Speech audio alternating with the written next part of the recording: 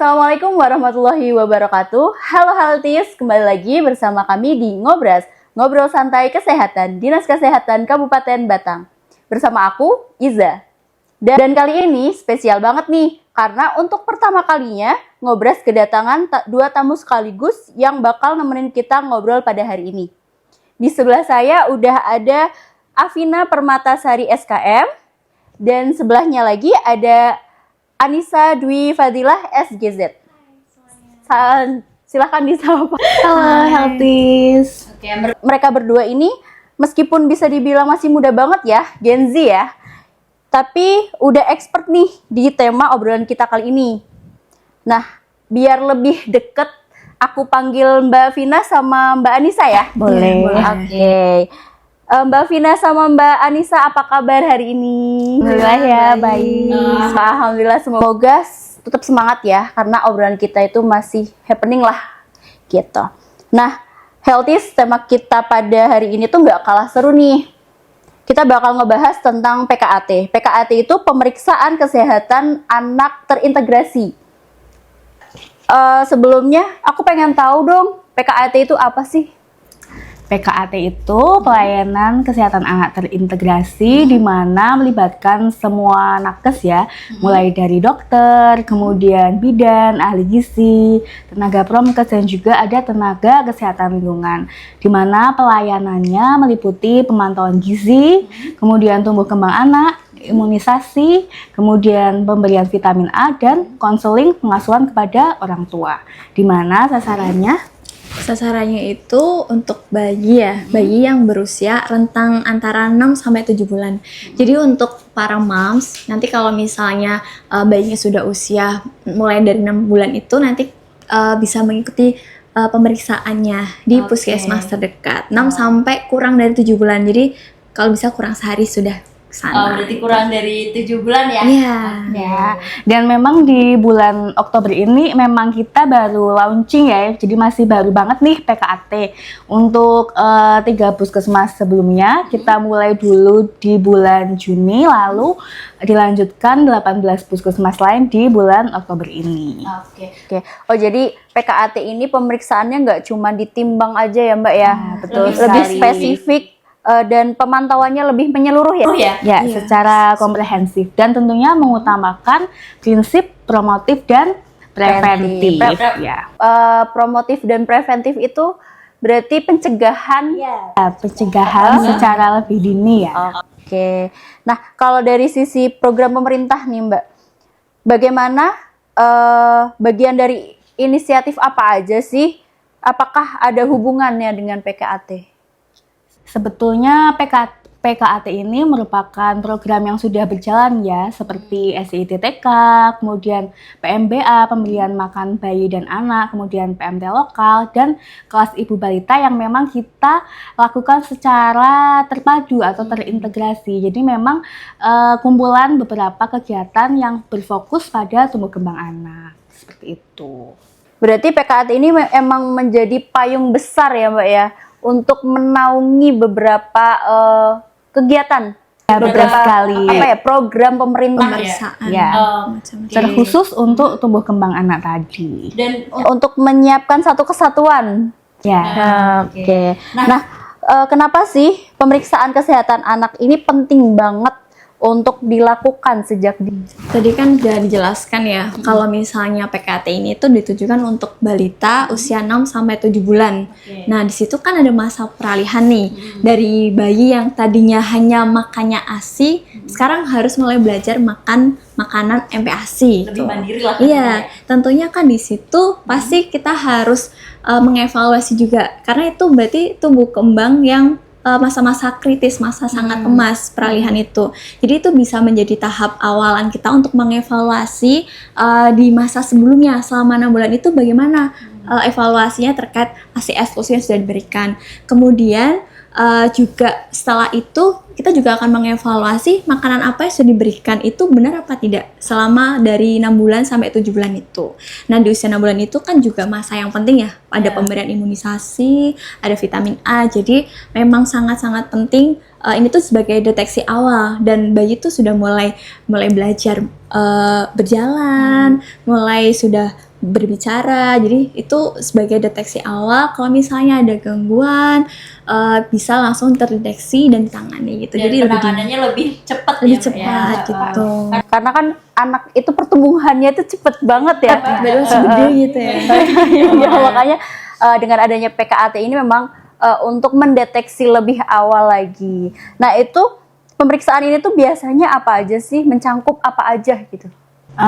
Pertama kita karena khusus ya untuk anak usia 6 bulan sampai 7 bulan kurang 1 hari, jadi kami memang mengkhususkan memfilter dan mengundang ibu bayi, di mana kita memberikan undangan beserta nama-namanya. Kemudian yang menjadi sasaran tersebut nantinya langsung saja datang ke puskesmas terdekat, melakukan pendaftaran, lalu kita lakukan penilaian awal, di mana penilaian awal itu meliputi cek imunisasi.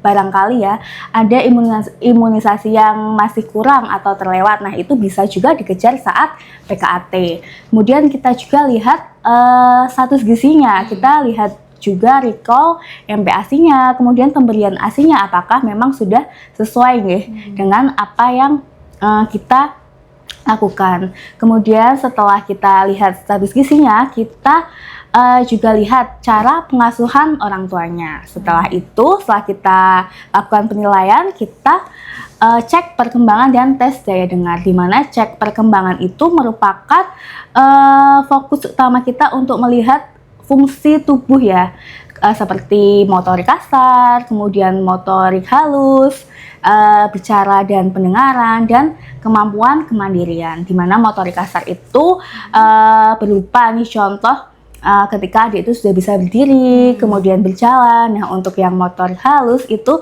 lebih mengutamakan ke otot-otot kecil, di mana adik itu sudah bisa menggenggam, kemudian menulis mungkin ya, yang melibatkan otot kecil. Lalu kita juga lihat tes daya dengarnya, dan otomatis kita juga mengetahui ya apakah ada keterlambatan di antara itu, di antara semua perkembangan yang ada sesuai dengan umurnya tentunya. Berarti ini nggak cuman penimbangan sama pengukuran tinggi badan aja, berarti ini walaupun itu promotif dan preventif, tapi udah mencakup rempet-rempet lah ya. Oke, seru banget. Mungkin menambahkan sedikit ya Mbak Iza ya. Oke. Jadi tadi menambahkan dari yang disampaikan Mbak Vina ya. Tadi kan jadi disampaikan juga kalau misalnya PKT ini itu dilaksanakannya nggak kayak di posyandu ya, mungkin hanya beberapa nakes saja, tapi kan banyak nakes ya, melibatkan tadi ada bidan, ada ahli gizi, kemudian ada dokter, ada promkes, yang tentunya di situ akan lebih komprehensif. Pertama kayak misalnya gizi nih, biasanya kan di posyandu hanya cuma dukur tinggi badan, tapi di sini akan lebih dianalisa. Jadi dianalisa hasilnya seperti apa? Apakah berat badannya sudah sesuai usia, tinggi badannya sudah, panjang badannya sudah sesuai usia apa belum? Kemudian juga dikoreksi secara komprehensif MPASI-nya itu seperti apa yang sudah diberikan. Gitu. Karena itu ada ahli gizinya ya Mbak Nisa ya. Karena ada ahli gizinya, makanya lebih dilihat lagi nih perkembangannya seperti apa, dan bisa lebih dideteksi lagi dari kacamata beberapa komponen kesehatan ya, komponen tenaga kesehatan.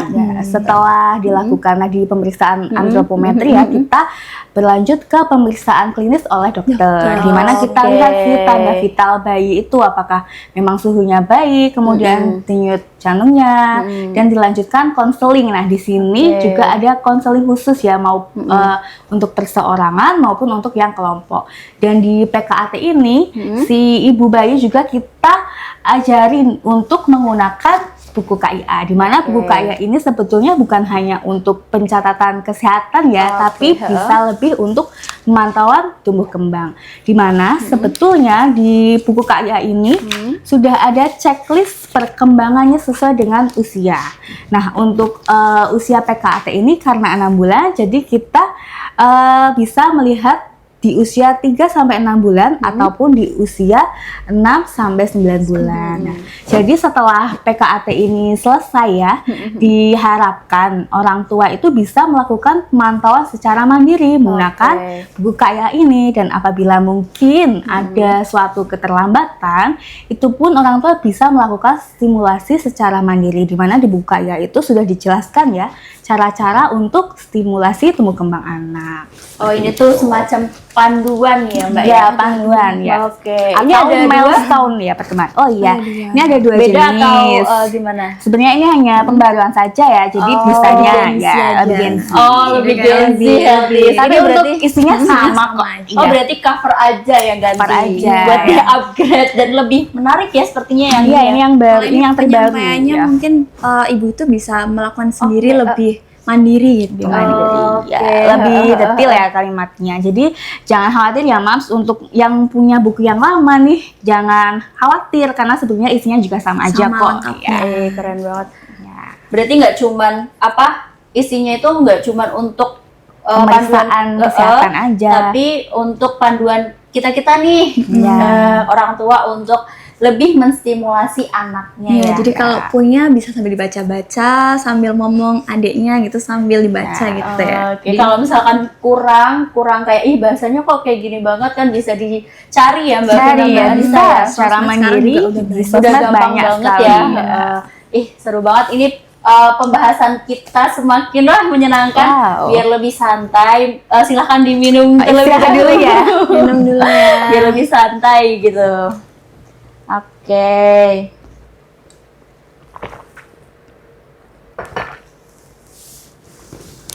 Nah, Mbak, kalau di kabupaten sendiri sudah berapa lama dijalankan PKAT-nya? PKAT ini Udah dari Masih kapan? baru ya. masih baru banget ya ini kita. bulan ini sih. Untuk 18 puskesmas, kita memang baru launching di bulan Oktober ini. Tetapi saat pemilihan pilot project, kita memilih 3 puskesmas, di mana ada puskesmas Subah, kemudian Gringsing 1 dan Banjar 1 yang mulai lebih awal di bulan Juni. Itu kenapa Mbak dipilih 3 puskesmas? Maksudnya apakah ada yang terlihat anaknya kebanyakan di daerah sini kurang sehat nih atau gimana? Maksudnya pemilihannya Ya, karena saat itu memang di mana luas wilayah puskesmasnya ya yang mempunyai jumlah penduduk yang lebih banyak. Jadi kita pilihkan 3 puskesmas tersebut yang kita latih dulu ya, yang kita pilih untuk menjadi pilot project PKAT ini. Dan mungkin ini juga ya, karena semakin banyak orangnya mungkin semakin banyak juga anak-anak yang ada di Iya, situ. iya, Oke, buat jadi lebih percontohan. mudah untuk jadi percontohan. Ya, bahan percontohan. ajar puskesmas yang lain. Oke, ih, seru banget. Aku jadi pengen tahu nih dari pengalaman Mbak Vina sama Mbak Anissa di lapangan nih, itu kayak gimana? Karena kan kalau dinas itu lebih ke pemantauannya ya. Kalau Iya, misalkan monitoring ya. monitoring. Kalau misal di puskesmas itu yang langsung ya, tapi sejauh ini hasilnya gimana? Selama kita monep ya, alhamdulillah di 8 puskesmas itu yang memang kita launching bersamaan sudah melaksanakan semua, tetapi mungkin terdapat kendala-kendala sedikit ya. Oke. Contohnya ketika adik itu sakit. Jadi untuk PKAT ini memang dikhususkan untuk bayi-bayi yang sehat. Jadi ketika sakit, untuk PKAT-nya nanti akan ditunda sampai adiknya sembuh dan dijadwalkan ulang di PKAT selanjutnya. Terus juga karena ini masih program baru ya, jadi memang masih perlu sosialisasi yang Pembaharuan, masif. oke. Ya, jadi masih banyak masyarakat yang belum mengenal. Jadi mungkin dengan adanya podcast ini ya, semoga bisa memberikan pengertian lebih luas lagi ke Pengetahuan masyarakat. juga ya. Jadi biar jadi meskipun misal nih ya kita sudah memberikan banyak sosialisasi, tapi kita perlu dukungan juga dari orang tua untuk termotivasi untuk bisa datang, karena kan ini balik lagi ya penting untuk anak-anaknya gitu. Jadi lebih banyak manfaatnya. Tapi ini nggak sih ada informasi khusus nggak dari puskesmas atau dari dinas selain di sosmed ya? Karena kan Iya, kita share-nya di sosmed. yang aku lihat juga dari sosmed puskesmas itu udah menggencarkan PKAT gitu. Kalau dari Dina sendiri ada media promosi lain nggak sih selain mungkin sekarang kan ini juga termasuk ya? Ya, podcast termasuk ya salah Termasuk, satu media promosi kita. Nah, untuk lebih mendengarkan ke masyarakat nih, kita memang mempunyai grup ya. Oh, oke. Grup bersama ibu-ibu balita. Jadi kita akan share informasi terkait jadwal dan sasaran nama-nama bayi di mana yang akan menjadi sasaran PKAT di hari buka tersebut. Jadi kita share di situ. Berarti itu ada kolaborasi. Ya. Kolaborasi antara desa. Oh, ini lanjut ke pertanyaan selanjutnya nih, jerempet-jerempet karena kan tadi udah jerempet-jerempet nih Mbak Anissa, Mbak Vina. Itu berarti ada kolaborasi dari desa, terus puskesmas dan orang tua ya untuk mendukung kegiatan PKAT ini. Itu Ya, gimana? jelas. Kita memang pertama sudah melatih kader juga ya. Kader. Kemudian dari puskesmas juga sudah melakukan pertemuan lokakarya mini di mana menghadirkan lintas sektor ya. Jadi Dan menyelipkan mungkin ya. menyelipkan ilmu-ilmu informasi PKAT ini.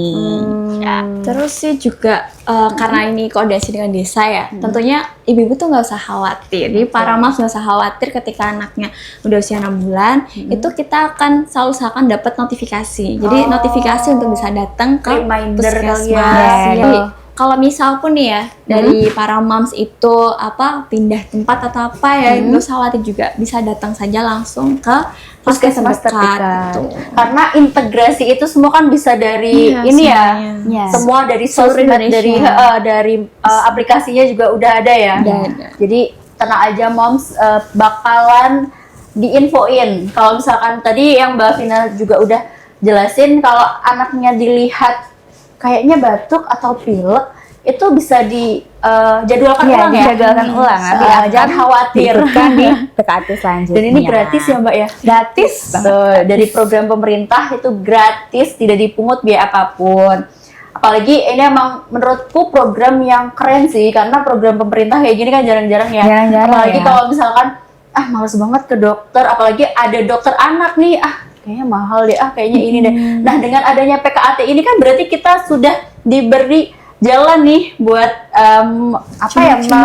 memeriksakan ya, akses mudah untuk konsultasi dengan spesialis anak ya. mengkonsultasikan dan nanti hasilnya tuh bakal diinfoin juga ya. Langsung di situ. Akan diinfokan apakah membutuhkan tindak lanjut atau memang sudah sesuai dengan perkembangannya, perkembangannya. Berarti memang butuh dukungan dari Orang tua dari desa, dari puskesmasnya juga. Puskesmas, Tapi yang paling penting memang dari orang tua ya. Ya, kesadaran Karena- dari orang tua Iya, ya. karena kan memang madrasah pertama itu dari ibu. Tapi bukan berarti ayah itu nggak berperan. Ayah juga berperan ya. Apalagi jelas. PKAT ini kan katanya gimana Mbak? Aku pernah dengar bapaknya harus ngantar, itu gimana Mbak? Iya. Betul apa memang ada apa? Memang kita tahu ya. Oke. Gimana? undang ya supaya si ayah ini juga ikut mengantar. Jadi si ayah juga tahu ya kondisi anaknya saat PKAT. Andil berarti ya Mbak, tingkat nggak keberhasilan katanya istriku gitu ya. Jadi langsung tahu dari dokternya kah Iya. atau dari ahli gizinya kah. Jadi memang langsung tahu gitu. Ya, langsung tahu hasil pemeriksaan saat itu. Dan tentunya kan kayak semua keberhasilan pertumbuhan dengan anak itu kan bukan cuman berpatokan dari ibu ya. Iya, betul. Pasti kan juga butuh dukungan dari seorang ayah dan Orang juga tua keluarga gitu ya. gitu. Iya, Nah, mungkin ada juga di PKAT itu kita menilai kesehatan lingkungan juga. Mungkin kadang itu kita tidak sadar kita sebagai orang tua tuh masih terlalu egois. Misalnya ayah itu masih kadang merokok. Nah, itu juga banyak salah satu banget. bentuk dukungan orang tua untuk mendukung perkembangan anak biar lebih maksimal. Karena dari merokok itu juga Iya.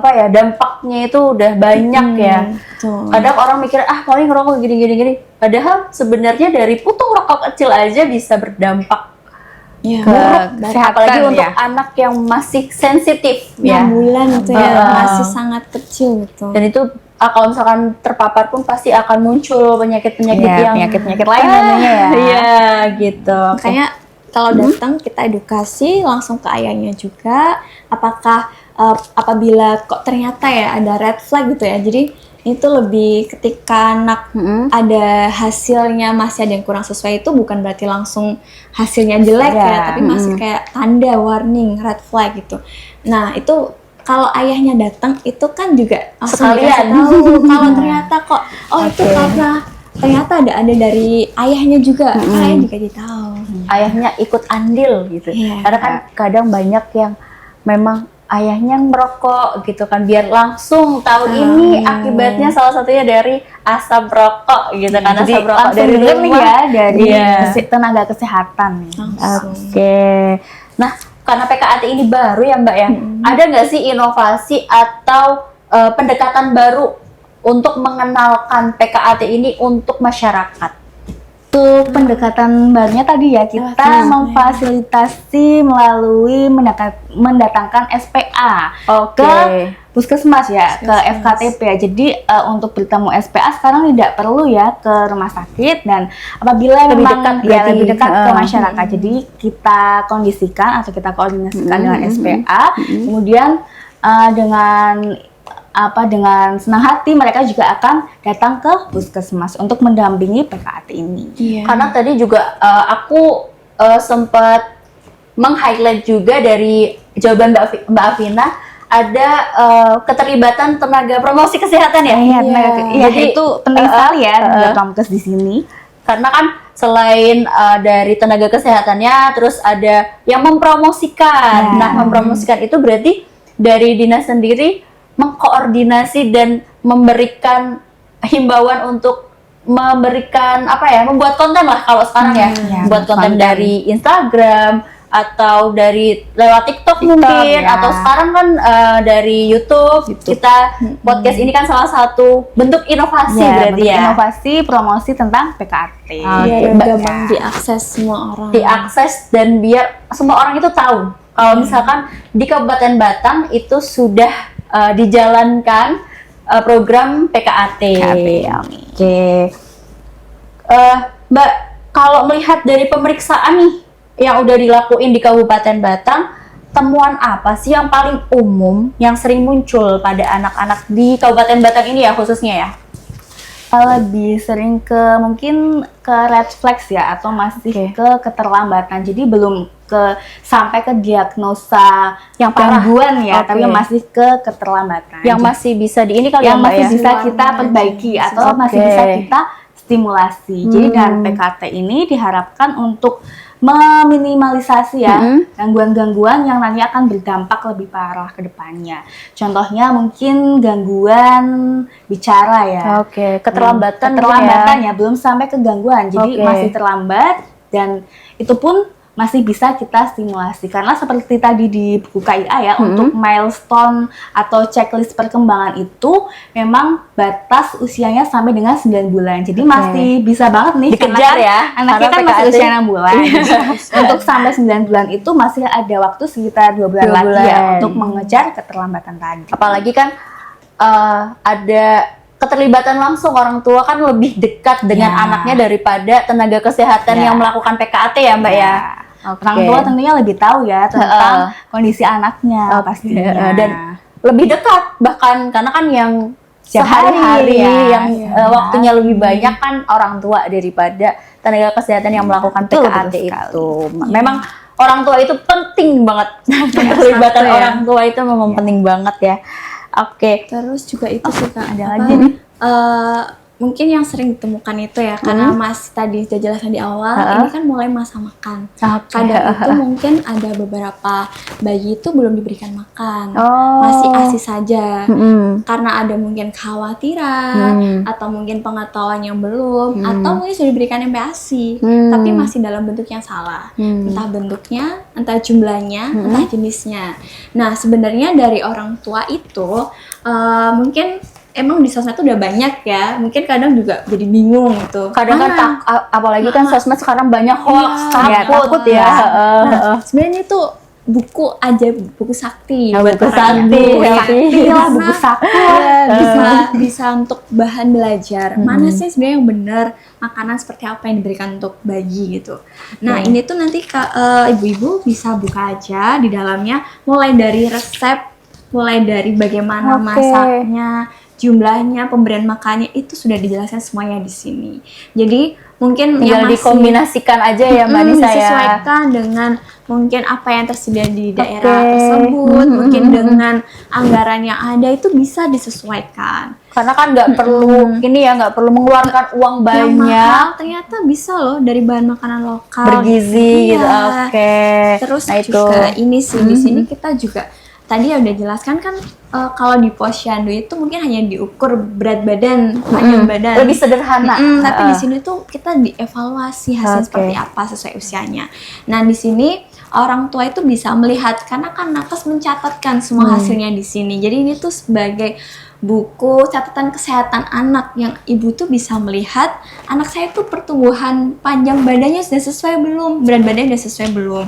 Kalau misalnya memang agak bingung bisa tanyakan saja langsung karena nakesnya ada di situ. Oke, bisa ditanyakan Iya. langsung tanpa ribet. Terus kalau misalkan lagi scroll nih, biasanya kan ibu-ibu kadang sambil scroll TikTok atau Instagram ada informasi tentang gizi atau apa ini dirasa kurang seret juga bisa ya. Bisa Langsung konsultasi ya. bisa konsultasi juga. WhatsApp tadi ada grup Ada grup WhatsApp ya, ya, bisa bisa juga. langsung aja. Ini gimana ya Bu Dokter atau ini gimana ya Bu? Kan ada ahli gizinya juga ya di situ ya. Jadi jangan khawatir meskipun pemeriksaannya berapa bulan sekali? Hanya satu kali ya satu untuk kali. usia 6 sampai 7 bulan itu hanya Tapi sekali. tetap ini ya, karena ada grup WhatsApp tetap berlangsung Ya, ketika ada yang aku kayaknya ini anakku gimana ya sebenarnya bisa kan bisa atau didiskusikan di posyandu untuk Oke. bulan-bulan Lanjut ya, posyandu. jangan Kalau lupa posyandu lanjut memang ke setiap posyandu. bulan ya? Setiap bulan. Tetap lanjut. Oke. Nah, untuk posyandu sendiri kan untuk pengukuran pertumbuhan ya itu minimal sekali 8 kali per tahun. Jadi untuk membolos tidak ikut posyandu itu maksimal banget hanya 4 kali nih Mams. Jadi kalau udah lebih dari 4 kali ini sayang banget ya.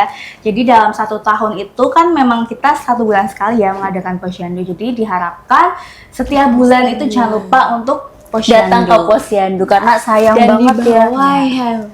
Jadi jangan lupa bawa datang, KIA. tapi tidak dicatat Berarti berat memang harus badannya. ada ini ya, tas khusus untuk buku-buku ini. Jadi biar nggak lupa nih, oh ini tasnya khusus karena kan ini berhubungan dengan data-data dan Kesehatan anak dari lahir sampai riwayat kesehatan anak dari lahir. Oke. Terus ini Mbak, terakhir mungkin Mbak Vina sama Mbak Anissa bisa kasih pesan buat healthies di rumah dan orang tua di luar sana. Kenapa pemeriksaan kesehatan gratis ini tuh penting dan nggak boleh disepelein? Silahkan.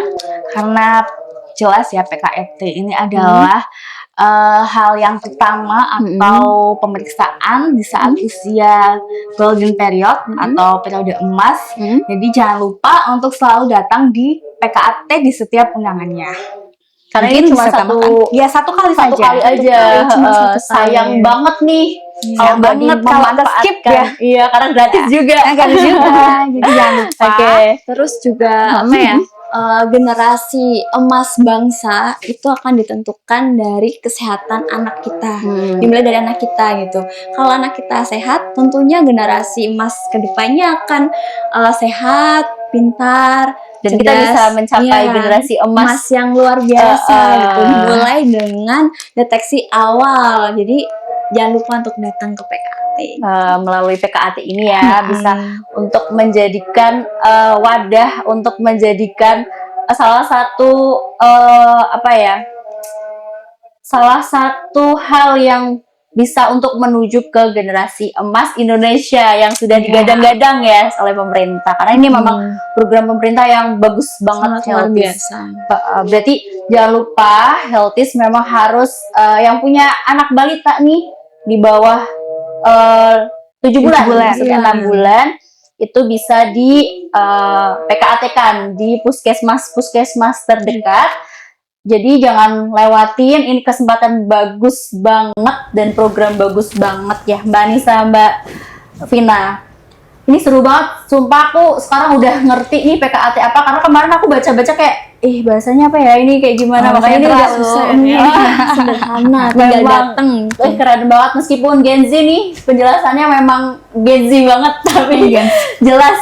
Oke. Ini seru banget sih menurutku obrolan hari ini dengan Mbak Vina dan Mbak Anissa. Banyak banget insight yang bisa kita ambil, mulai dari pentingnya pemeriksaan sejak dini, anak keseluruhan, sampai peran kita semua nih sebagai orang tua untuk mendukung program PKAT ini. Intinya, menjaga kesehatan anak itu butuh tugas atau butuh support langsung, dan itu tuh tugas langsung dari orang tuanya ya.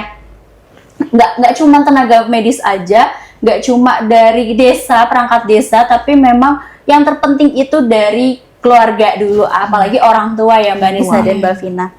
Oke, itu juga menjadi tanggung jawab bersama. Kalau misalkan nggak saling mendukung, yang tadi dijelaskan nggak saling mendukung kan jadi bingung gitu. Meskipun memang yang terpenting memang dari orang tuanya, karena yang mendatangkan buat PKAT, yang mengantar itu kan orang tua. Itu dukungan orang tua. Kalau misalkan kita udah ada programnya tapi nggak ada apa ya, anak-anak karena orang tuanya takut bayar, takut ini, jadi kan nggak ada. Jadi nggak yang berguna juga ya PKAT-nya. Makanya kita harus saling berkolaborasi dan saling mendukung gitu.